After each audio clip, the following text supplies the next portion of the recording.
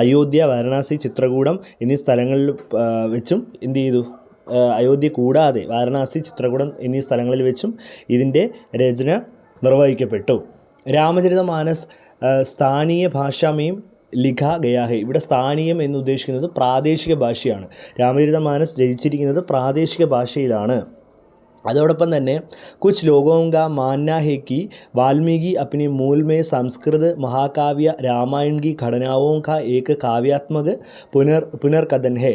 അതായത് വാൽമീകിയുടെ സംസ്കൃതത്തിൽ എഴുതപ്പെട്ട രാമായണത്തിലെ സംഭവങ്ങൾ കാവ്യാത്മകമായി പുനരാഖ്യാനം ചെയ്തതാണ് ഈ കൃതി എന്ന് കരുതപ്പെട്ടു. വാൽമീകി രാമായൺ സൂര്യവംശിക്കെ രാജ രഘു കെ വംശ് രാം കി കഥ പർ കേന്ദ്രിത് ഹെ. അതായത് വാൽമീകി രാമായണത്തിൽ സൂര്യവംശത്തിലെ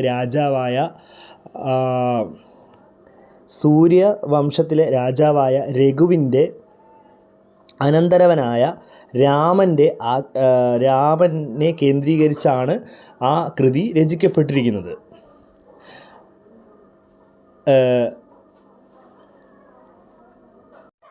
राम अयोध्या के युवराजा थे और हिंदू परंपरा में उन्हें विष्णु का सातवां അവതാർ മാനാ ജാത്ത ഹെ. രാമൻ എന്ന് പറയുന്നത് അയോധ്യയിലെ യുവരാജാവും ഹിന്ദു പാരമ്പര്യ പ്രകാരം അല്ലെങ്കിൽ ഹിന്ദു മതവിശ്വാസ പ്രകാരം വിഷ്ണുവിൻ്റെ 7ാമത്തെ അവതാരവുമാണ്. हाल की रामचरितमानस किसी ही तरह से वाल्मीकि रामायण की शब्द दर शब्द प्रतिलिपि द बाद की संक्षिप्त പുനർകഥൻ नहीं है. നമ്മൾ ഈ രാമചരിതമാനസ് എന്ന് പറയുന്ന ഈ ഒരു തുളസീദാസിൻ്റെ കൃതി ഒരു കാരണവശാലും വാൽമീകിയുടെ രാമായണം പദാനുപദമായിട്ടോ അല്ലെങ്കിൽ പിന്നെ മറ്റൊരു തരത്തിലും അതിലെ ആശയങ്ങളോ മറ്റൊന്നും തന്നെ കോപ്പി ചെയ്തിട്ടില്ല എന്നാണ് പറയുന്നത്. പൂർണ്ണമായും തുളസീദാസ് തൻ്റേതായ രീതിയിൽ എഴുതപ്പെട്ട കൃതിയാണ് രാമചരിതമാനസ്.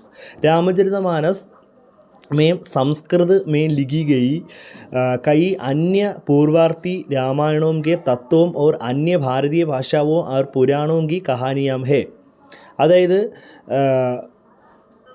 എന്നാൽ പോലും രാമചരിത മാനസത്തിൽ അതായത് സംസ്കൃതത്തിൽ രചിക്കപ്പെട്ട മറ്റ് രാമായണ കൃതികളിലെ പ്രധാനപ്പെട്ട തത്വങ്ങളും അതുപോലെ പുരാണ ഗ്രന്ഥങ്ങളിലെ ചില കഹാനികളും ഒക്കെ ഇതിനകത്ത് വരുന്നുണ്ട്. कहा जाता है कि तुलसीदास के पास ത്രേതായുഗ തക് की घटनाओं को देखने की മാനസിക ശക്തി थी. അതായത് ഇതിനകത്ത് ത്രേതായുഗം വരെയുള്ള സംഭവങ്ങളാണ് കാണാൻ സാധിക്കുന്നത്. ത്രേതായുഗം വരെയുള്ള സംഭവങ്ങളാണ് ഇതിനകത്ത് കാണാൻ സാധിക്കുന്നത്. അത്രയും ഉള്ള കഥകൾ തുളസീദാസിനെ കാണാൻ വേണ്ടിയിട്ടുള്ള ആത്മീയ ശക്തി ഉണ്ടായിരുന്നു എന്നാണ് പറയപ്പെടുന്നത്. അതോടൊപ്പം തന്നെ തുളസീദാസ് ने स्वयं काफ़ी फी रामचरितमानस को वाल्मीकि रामायण के पुनर्कथन के रूप में नहीं लिखा. അതുകൊണ്ട് തന്നെ തുളസീദാസ് തൻ്റെ സ്വന്തം സൃഷ്ടിയിൽ രചിച്ചെടുത്ത രാമചരിതമാനസിലെ വാൽമീകി രാമായണത്തിൻ്റെ ഒരു ആഖ്യാനവും വന്നു ചേർന്നിട്ടില്ല.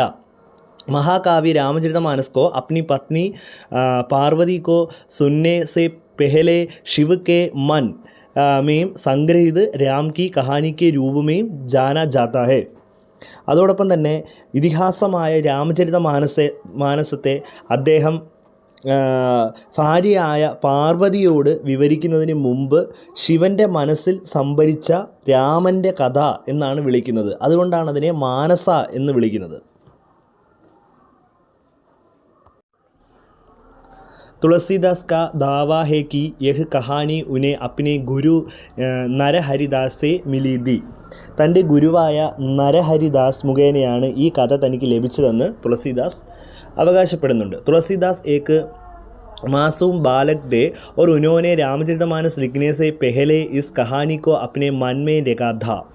അതോടൊപ്പം തന്നെ തുളസീദാസ് നിഷ്കളങ്കനായ ഒരു കുട്ടിയായിരുന്നു എന്നും രാമചരിതമാനസ്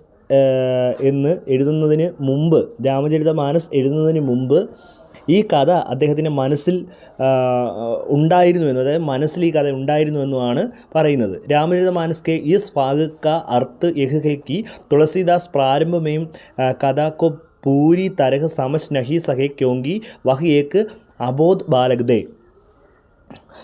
രാമചരിതമാനസിൻ്റെ ഈ ഭാഗം അർത്ഥമാക്കുന്നത് തുളസീദാസിന് ആദ്യം കഥ പൂർണ്ണമായി ഉൾക്കൊള്ളാൻ കഴിഞ്ഞില്ല എന്നും, കാരണം അവൻ ഒരു നിഷ്കളങ്കനായ കുട്ടിയായിരുന്നു. ആ കഥ അവൻ്റെ മനസ്സിലുണ്ടായിരുന്നു, പക്ഷേ അത് കൃത്യമായിട്ട് പൂർണ്ണമായി ഉൾക്കൊള്ളാൻ കഴിഞ്ഞിരുന്നില്ല എന്നാണ് പറയുന്നത്. ഉൻകെ ഗുരുവിനെ ഇസേ സമച്നെ or Yaad രഖനെ K ലിയെ ദയാലുതാപൂർവക് ഇസേ bar bar ദോഹരായ.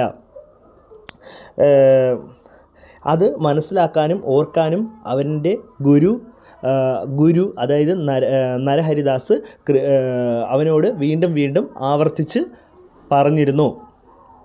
അതായത് കൃപയോടെ കൃപാപൂർവം ആവർത്തിച്ച് പറഞ്ഞിരുന്നു. फिर उन्होंने कहानी सुनाई और इसका नाम रामचरितमानस रखा जैसे कि शिव ने उन्हें बुलाया था.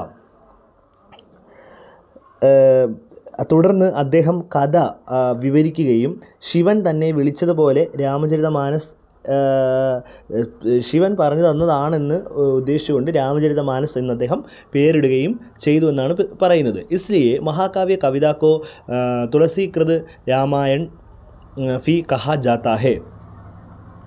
അതിനാൽ ഈ ഇതിഹാസ കാവ്യത്തെ തുളസീകൃത രാമായണം എന്നും വിളിക്കപ്പെടുന്നു. ഇവിടെ അക്ഷരാർത്ഥത്തിൽ തുളസീദാസ് രചിച്ച രാമായണം എന്നുകൊണ്ടുള്ള അർത്ഥത്തിലാണ് തുളസീകൃത രാമായണം എന്ന് വിളിക്കുന്നത്. അപ്പം ഈ ഇദ്ദേഹത്തിൻ്റെ ഗുരു എന്ന് പറയുന്നത് നരഹരിദാസ് ആയിരുന്നു. അപ്പം കുട്ടിക്കാലം മുതലേ തുളസീദാസിൻ്റെ മനസ്സിൽ ഈ രാമചരിതമാനസിൻ്റെ കഥ ഉണ്ടായിരുന്നു എന്നും, പക്ഷേ അത് നിഷ്കളങ്കനായ ഒരു കുട്ടിയായിരുന്നു എന്നും അദ്ദേഹത്തിന് അത് ഉൾക്കൊള്ളാൻ കഴിഞ്ഞിരുന്നില്ല എന്നും പറയുന്നു. പിന്നെ ഗുരു നരഹരിദാസ് അദ്ദേഹത്തിന് വളരെ കൃപയോടെ വീണ്ടും വീണ്ടും ആവർത്തിച്ച് ചോദിച്ചതിൻ്റെ ഫലമായിട്ട് അദ്ദേഹത്തിന് ശിവൻ അദ്ദേഹത്തിൻ്റെ മനസ്സിൽ പറഞ്ഞു കൊടുത്തതാണ് രാമചരിതമാനസ് എന്ന പേരും ആ കഥയും. അങ്ങനെയാണ് അദ്ദേഹം അത് രചിച്ചത് എന്നാണ് അതിൻ്റെ ഒരു ഐതിഹ്യം.